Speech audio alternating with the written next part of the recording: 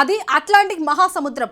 అందులోకి ఓ తుప్పు పట్టిన ఆయిల్ ట్యాంకర్ ప్రవేశించింది. దానికోసం 2 సూపర్ పవర్ నౌకాదళాలు యాక్షన్లోకి దిగాయి. ఒక నౌకాదళం ఆ ట్యాంకర్ని పట్టుకోవడానికి యత్నించింది. మరో నౌకాదళం ఆ ట్యాంకర్ని రక్షించుకునేందుకు ట్రై చేసింది. దీంతో మహాసముద్రంలో నరాలు తెగే ఉత్కంఠ నెలకొంది. నువ్వా నేనా అన్నట్టుగా పోటీ పడ్డాయి. చివరికి ట్యాంకర్ని పట్టుకోవడానికి యత్నించిన నౌకాదళం విజయం సాధించింది. ఇది కేవలం ఒక ట్యాంకర్ కాదు, ఇది 2 దేశాల మధ్య మళ్ళీ కోల్డ్ వార్ని పునరుద్ధరిస్తోంది. కోల్డ్ వార్ అంటే ఆయుధాలు లేకుండా జరిగే యుద్ధం. అట్లాంటిక్ మహాసముద్రంలో తుప్పు పట్టిన ట్యాంకర్ కదేంటి? ఆ ట్యాంకర్ కోసం 2 సూపర్ పవర్ నేవీలు ఎందుకు పోరాటానికి దిగాయి? మళ్ళీ అగ్రదేశాల మధ్య కోల్డ్ వార్ మొదలైందా? Let's watch. అగ్రదేశాల మధ్య మళ్ళీ కోల్డ్ వార్ మొదలైందా?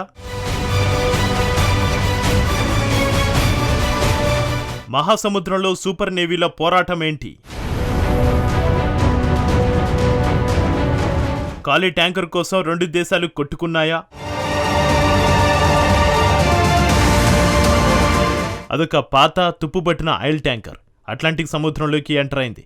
సాధారణంగానే అది వెళ్తోంది. దాన్ని అమెరికన్ సైన్యం గుర్తించింది. వెంటనే తమ నేవీని యాక్షన్లోకి దింపింది. అప్పటి వరకు సైలెంట్గా ఉన్న రష్యా నేవీ ఉలిక్కిపడింది. అమెరికా నేవీ రంగంలోకి దిగడంతో పుతిన్ నౌకాదళం ఆ తుప్పుపట్టిన ట్యాంకర్ను రక్షించేందుకు దూసుకెళ్లింది. అప్పటికే రష్యా నేవీ రాక ఆలస్యమైంది. తుప్పుపట్టిన ఆ ఆయిల్ ట్యాంకర్ను అమెరికన్ నేవీ స్వాధీనం చేసుకుంది. ఈ దృశ్యాలను చూస్తే మహాసముద్రంలో అమెరికా రష్యా నువ్వా నేనా అన్నట్టుగా హాలీవుడ్ యాక్షన్ సినిమాలో దృశ్యాలను తలపించేలా పోరాటానికి దిగాయి.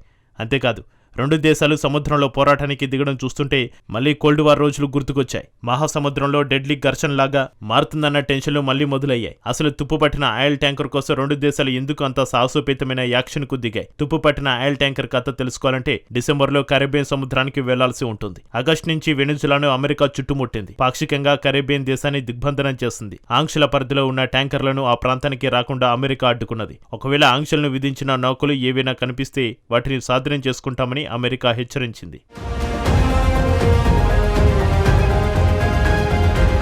సో అప్పటి నుంచి ఇప్పటి వరకు ద స్కిప్పర్, ద సెంచరీస్ అనే 2 ట్యాంకర్ నౌకలను అమెరికా సీజ్ చేసింది. కానీ బెల్లావన్ అనే 3వ ట్యాంకర్ మాత్రం అమెరికా నౌక కళ్ళుగప్పి తప్పించుకుంది. ఈ ట్యాంకర్ 24 ఏళ్ల క్రితం నాటిది. వెనిజులాలో చమురును లోడ్ చేసుకోవడానికి ఇది ప్రయత్నించింది. అదే సమయంలో వెనిజులా, అమెరికా మధ్య ఉధృత పరిస్థితులు పెరిగాయి. దీంతో వెనిజులా నుంచి బెల్లావన్ తప్పించుకుని పారిపోయింది. అయితే కరేబియన్ సముద్రంలో తప్పించుకున్న బెల్లావన్ను అట్లాంటిక్ మహాసముద్రంలో అమెరికా నేవీ గుర్తించి యాక్షన్లోకి దిగింది.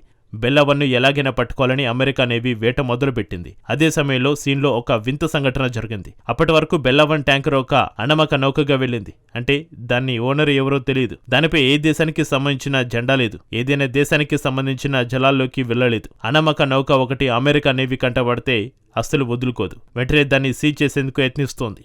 చమురు ఉంటే సొంతం చేసుకుంటోంది. కానీ కరేబియన్ సముద్రం నుంచి అట్లాంటిక్ మహాసముద్రంలోకి బెల్లావన్ ఎంటర్ అయిన తర్వాత వింత సంఘటన జరిగిందని చెప్పుకున్నాం కదా. ఆ వింత ఏమిటంటే తనకు తాను రష్యన్ నౌక బెల్లావన్ ప్రకటించుకుంది. అంతలోనే ఆ ట్యాంకర్కు రష్యన్ జెండా రంగులు వేశారు. ఇక్కడ మరో విషయం ఏమిటంటే బెల్లావన్ ట్యాంకర్ పేరును మెరీ నారాగా మార్చేశారు.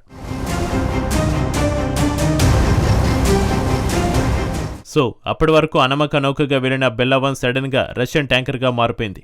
ఎప్పుడైతే రష్యన్ షిప్ గా మారడం అంటే ఆ షిప్ కు మాస్కో నుంచి రక్షణ లభిస్తుందన్నమాట. రష్యన్ జెండా కనిపించిన వెంటనే యాక్షన్లోకి పుతిన్ నేవీ ఎంటర్ అయింది. వెంటనే సబ్మెరైన్స్ ను మాస్కో దానికి రక్షణగా పంపింది. అక్కడి నుంచి మర్మాన్స్కు సురక్షితంగా తరలించేందుకు రష్యన్ సబ్మెరైన్ ప్రయత్నించింది. మర్మాన్స్క్ అనేది రష్యా ఆధీనంలోని ఆర్కిటిక్ ప్రాంతంలో ఉన్న పోర్టు పట్టణం. కానీ మెరీ నారాగా పేరు మార్చబడిన ఆ నౌకను మాత్రం అమెరికా వద్దలేదు. ఉత్తర అట్లాంటిక్ మహాసముద్రంలోని ఐస్లాండ్కు సమీపంలో మెరీ నారా ట్యాంకర్ను అమెరికా సీజ్ చేసింది. దీనిపై అమెరికా మిలిటరీ తాజాగా ఒక ప్రకటన చేసింది. పశ్చిమ అర్ధగోళం భద్రతకు, స్థిరత్వానికి ముప్పుగా పరిణమించి ఆంక్షలు విధించబడిన నౌకలను సీజ్ చేస్తామని అధ్యక్షుడు ట్రంప్ హెచ్చరికల్లో భాగంగానే మెరీ నారాను పట్టుకున్నట్టు తెలిపింది. పెంటగాన్ సహకారంతో యుఎస్ మిలిటరీ ఆపరేషన్ విజయవంతం చేస్తుందని అమెరికా తెలిపింది. మెరీ నారాను అమెరికా సీజ్ చేయడానికి రష్యన్ మీడియా సైతం ధృవీకరించింది. నిజానికి నౌక జోలికి వస్తే ఊరుకునేది లేదని ముందే అమెరికాను మాస్కో హెచ్చరించింది. అమెరికా మాత్రం వెనక్కి తగ్గలేదు. సో రక్షణ కోసం వచ్చిన రష్యన్ సబ్మెరైన్స్ ఏమయ్యాయి? నిజానికి రష్యన్ జలాంతర్గాముల గురించి మాస్కో అధికారికంగా ఎలాంటి ప్రకటన రాలేదు. బహుశా మెరీ నారా ట్యాంకర్ వద్దకు రష్యన్ జలాంతర్గాములు సకాలంలో చేరుకోలేకపోయి ఉండవచ్చు. లేదంటే రష్యా హెచ్చరికలను అమెరికా ఖాతరు చేయలేదేమో. ఏదేమైనప్పటికీ ఇది మాత్రం అత్యంత ప్రమాదకరమైన సంఘటన.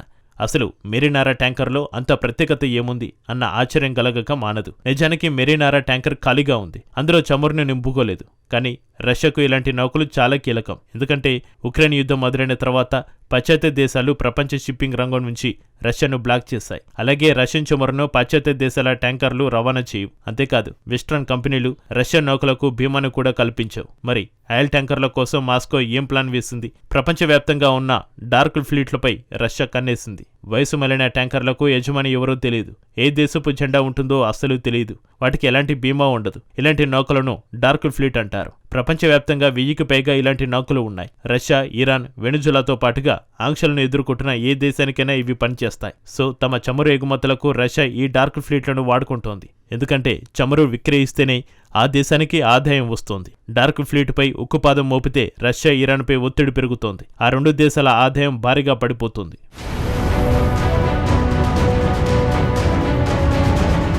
సో మెరీనారాను అమెరికా నేవీ వెంటాడడం వెనుక ఉన్న అసలు కథ ఇది. అయితే ఇక్కడ విషయం స్పష్టంగా తెలుసుకోవాలి. ఆంక్షలు ఉన్న చమురుతో ట్రంప్కు సమస్య లేదు. ఆ చమురును ఎవరు కొంటున్నారన్నదే అసలు సమస్య. వెనుజులా విషయంలో ట్రంప్ తాజాగా చేసిన ప్రకటన చూడండి. అమెరికాకు 3 కోట్ల నుంచి 5 కోట్ల బ్యారెల చమురును వెనుజులా రాజధాని కరకస్ ఇస్తుందని ట్రంప్ చెబుతున్నాడు. నిజానికి ఇది ఆంక్షలను ఎదుర్కొంటున్న చమురు మాత్రమే. ఆ చమురును కూడా మార్కెట్ ధరకే విక్రయిస్తామని ట్రంప్ చెప్పుకొచ్చాడు. వచ్చిన నిధులను తన కంట్రోల్లో ఉంటాయని అధ్యక్షుడు తెలిపాడు. సో ట్రంప్ మాట్లాడుతున్నది $200 కోట్ల విలువైన చమురు గురించి. అంత చమురును వెనుజులా ఇస్తుందని, అప్పగిస్తుందని ట్రంప్ చెబుతున్నాడు. అయితే అమెరికాకు వెనుజులా ఎందుకు చమురు ఇస్తుంది, ఎలా ఇస్తుందన్నది మాత్రం స్పష్టత లేదు. అంటే తమ చమురును అమెరికాకు వెనుజులా విక్రయిస్తుందా, లేదంటే అమెరికానే బలవంతంగా స్వాధీనం చేసుకుంటుందా అన్నది స్పష్టత రాలేదు. అంతేకాకుండా ఈ చమురు ఎక్కడి నుంచి వస్తుంది అన్నది కీలకమైన అంశం. ప్రస్తుతం వెనుజులా రోజుకు 10 లక్షల బ్యారెల చమురును ఉత్పత్తి చేస్తుంది. కానీ డిసెంబర్ నుంచి వెనుజులా చమురు ఎగుమతులు ఆగిపోయాయి. లక్షల బ్యారెల చమురు ఇప్పుడు విక్రయించడానికి వెనుజులా వద్ద సిద్ధంగా ఉంది. కొంత నిల్వ కేంద్రాల్లో ఉంటే మరికొంత నౌకలో లోడ్ అయి ఉంది. సాధారణంగా ఈ చమురులో ఎక్కువ భాగం చైనాకు వెనుజులా విక్రయిస్తోంది. దానికి బదులు ఇప్పుడు అమెరికాకు పంపుతోంది. ఈ చమురును ప్రపంచ మార్కెట్లో ట్రంప్ విక్రయించి దాని ద్వారా వచ్చిన ఆదాయం తన నియంత్రణలో ట్రంప్ పెట్టుకుంటాడన్నమాట. వింతగా అనిపిస్తున్న ట్రంప్ వాదనపై వెనుజులా ఇంకా స్పందించలేదు. కానీ ట్రంప్ తీరుపై చైనా మాత్రం ఆగ్రహంగా ఉంది. ఏమాత్రం సిగ్గు లేకుండా వెనుజులాపై అమెరికా బలప్రయోగానికి దిగిందని డ్రాగన్ మండిపడుతోంది. సొంత ప్రయోజనాలను వదిలేసి అమెరికాకే ఫస్ట్ చమురును వెనుజులా ఇవ్వాలన్న రీతిలో ట్రంప్ వ్యవహరిస్తున్నారని ఆరోపించింది. ట్రంప్ ఒక రౌడీలాగా వ్యవహరిస్తున్నాడని చైనా విమర్శించింది. వెనుజులా ప్రజల హక్కులను అమెరికా కాలరాస్తుందని డ్రాగన్ కస్సుబుస్సుమంటోంది. ఇక్కడ విడ్డూరమైన విషయం ఏమిటంటే వెనుజులా చమురుపైన అమెరికానే ఆంక్షలు విధించింది. అదే ఆంక్షలు చమురును తమ స్వాధీనం చేసుకుని విక్రయిస్తామని ట్రంప్ చెబుతున్నాడు. ఇది ఇలా ఉందంటే డ్రగ్స్ నీవు విక్రయించడం తప్పు, నీ డ్రగ్స్ ను నేను అమ్మడం కరెక్ట్ అన్నట్టుగా ట్రంప్ చెబుతున్నాడు. ట్రంప్ వాదనలో అసలు లాజిక్ లేదు. సో ఇప్పుడు పోరాటం 3 దేశాలకు విస్తరించింది. 1945 నుంచి 1990 వరకు అమెరికా, రష్యా మధ్య కోల్డ్ వార్ సాగింది. కోల్డ్ వార్ టైంలో ఒకరి నౌకలపై మరొకరు దాడి చేసుకున్నారు. రష్యా సమీపంలో వాషింగ్టన్ ఆయుధాలు మోహరిస్తే అమెరికా సమీపంలో మాస్కో ఆయుధాలను మోహరించింది. ఇప్పుడు కూడా ఆ రెండు దేశాల మధ్య మళ్లీ కోల్డ్ వార్ మొదలైందని నిపుణులు విశ్లేషిస్తున్నారు. అయితే ఈ కోల్డ్ వార్ లో అమెరికాకు మరో శత్రువు కూడా వస్తున్నాడు. ఆ శత్రువే డ్రాగన్. ఇదే అమెరికా పాలిట శాపంగా మారే ప్రమాదం ఉంది. గతంలో కోల్డ్ వార్ లో రష్యాను మాత్రమే వాషింగ్టన్ ఎదుర్కొంది. కానీ ఇప్పుడు చైనాను కూడా ఎదుర్కోవాల్సి వస్తోంది. అమెరికా తన శత్రువులను తానే పెంచుకుంటోంది. తన గొయ్యిని తానే తవ్వుకుంటోంది. దీనంతటికీ ట్రంపే కారణం.